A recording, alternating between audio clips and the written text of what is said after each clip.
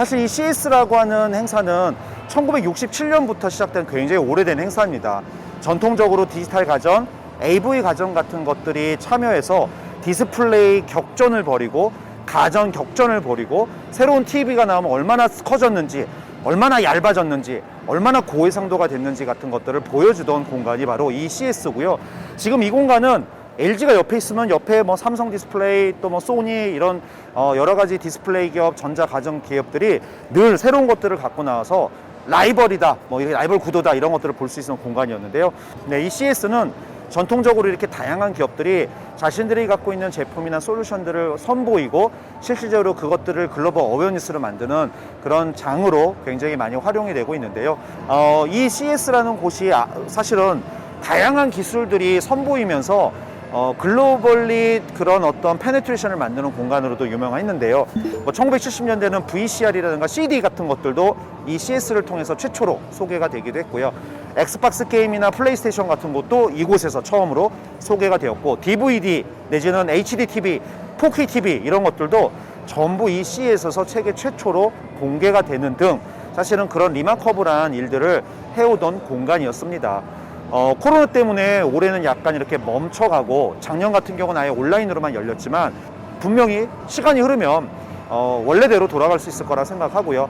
여전히 이곳은 이렇게 많은 기업들이 참여해서 본인들이 갖고 있는 기술이나 제품들을 선보이고 그 리더십을 주도하고 이끌어가기 위해서 노력하면서 많은 투자를 하게 될 공간으로 여전히 남을 거라는 생각이 들고요. 여전히 CES는 MWC나 이파와 그동안은 사실 뭐 3대 전시회라고 일컬을 정도로 굉장히 중요한 전시였는데, 이 코로나를 겪으면서 아마 CES가 독보적인 전시회가 되지 않을까라고 생각을 해봅니다. CES의 시작과 지금까지의 역사에 대해 조금 더 알아볼까요?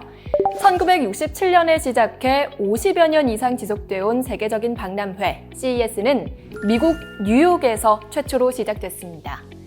이후 1978년부터 라스베가스에서 열리는 여름 CES와 시카고에서 열리는 겨울 CES로 나누어 경년제로 운영됐고, 1995년부터는 지금처럼 라스베가스에서 진행되고 있죠.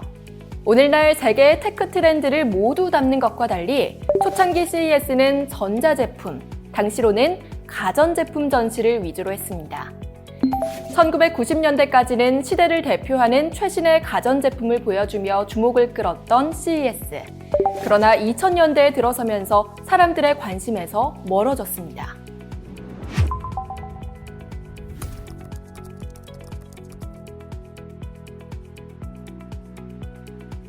그러나 현재 CES의 위상은 어떤가요? 명실상부 세계 최고의 전시회로서의 입지를 확고히 하고 있습니다. 이렇게 CES의 위상이 높아진 것은 2010년대 IT 산업의 변화에 주최 측이 적극적으로 대응한 덕분인데요. 정보통신 기술이 급격히 발달하면서 대다수의 가전제품이 ICT와의 결합을 추구하던 그때 주최 측은 기회를 놓치지 않았습니다. 그들은 CES의 테마를 제품에서 기술로 바꾸고 행사의 글로벌화에 노력을 기울였죠. 결과는 대성공! CES는 폭발적인 흥행을 거뒀습니다. 매년 1월 초에 개최된다는 시기적 특성까지 보탬이 되면서 CES는 그해 테크 트렌드를 알 수 있는 핵심 전시로 세계인에게 알려졌죠. 이제 CES는 가전제품만 소개하는 그저 그런 박람회가 아닙니다. ICT 분야의 최신 기술을 보유한 기업과 기관들이 매년 초 자신들의 기술적 성과를 공개하고, 많은 사람들은 이를 통해 그의 최첨단 기술과 변화의 흐름을 파악하는 장이 됐습니다. 미래의 모빌리티, 메타버스와 가상현실, 친환경과 지속가능, 로봇과 인공지능, 디지털 헬스, 블록체인과 NFT, 5G와 사물 인터넷 등 다채로운 신기술을 엿볼 수 있었던 CES 현장. 가장 뜨거운 테크 트렌드를 살펴보며 멀지 않은 미래에 달라질 우리의 삶과 비즈니스에 대한 그림을 차근차근 그려보시기 바랍니다.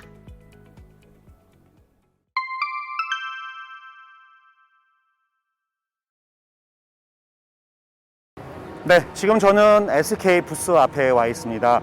실제로 지금 이 SK 같은 경우는 올해 좀 대규모 규모로 이 자리에 참석을 해서 굉장히 SK가 추구하고자 하는 사회적 가치를 어젠다로 세팅을 하는 역할을 하고 있습니다.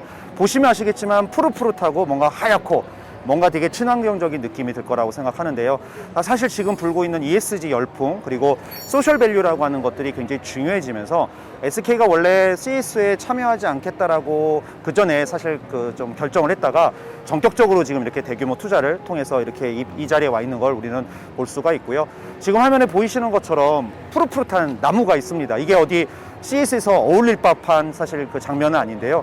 그만큼 자연으로서 우리가 돌려놔야 될 것들 그리고 사회적 책임들 이런 것들을 좀 SK가 주장을 하고 있는데 사실 이거는 비단 SK뿐만이 아니라 최근 일고 있는 ESG라고 하는 분야에 있어서 많은 기업들의 관심이 반영돼 있는 것이라고 생각을 합니다. 삼성도 기조연설에서 환경이라고 하는 부분 그것을 위해서 삼성이 얼마나 노력을 할 것인가에 대한 이야기를 사실 했고요. GM의 키노트에서도 메리바라가 그리고 다른 기업의 키노트에서도 늘 그 사회적 책임과 함께 이런 카본 제로라든가 내지는 그 기업이 환경을 제대로 돌려놓기 위해서 여러 가지 노력을 하겠다라는 그런 선언들을 지금 하고 있는데 그런 관점에서 이 SK 참여는 그런 것들을 좀 잘 보여주는 하나의 좀 대표적인 프랙티스가 아닐까 생각을 하고 있고요.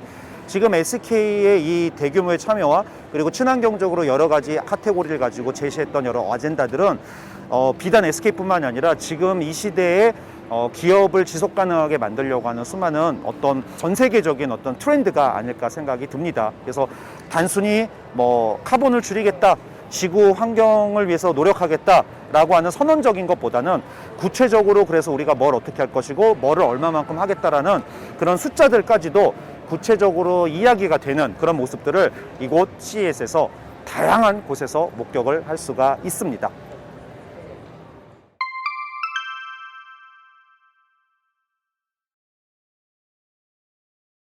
네, 저는 지금 소니 부스 앞에 와 있습니다.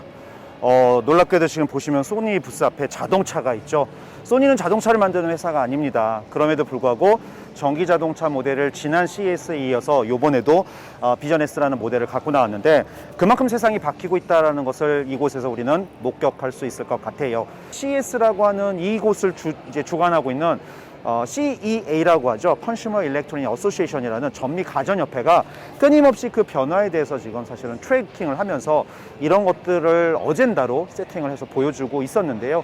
2017년 이후에는 그 CEA가 CTA로 이름을 바꿉니다. Consumer Technology Association. 결국은 가전보다는 기술이 만드는 영향과 변화가 더 크다라는 것을 그들 스스로 인정을 하고 그거를 담는 그릇으로 플랫폼으로 진화를 하기 시작했다는 걸 볼 수 있는데요. 대표적인 사례가 바로 이 소니 같은 사례인 것 같아요. 자동차가 지금 나와 있잖아요.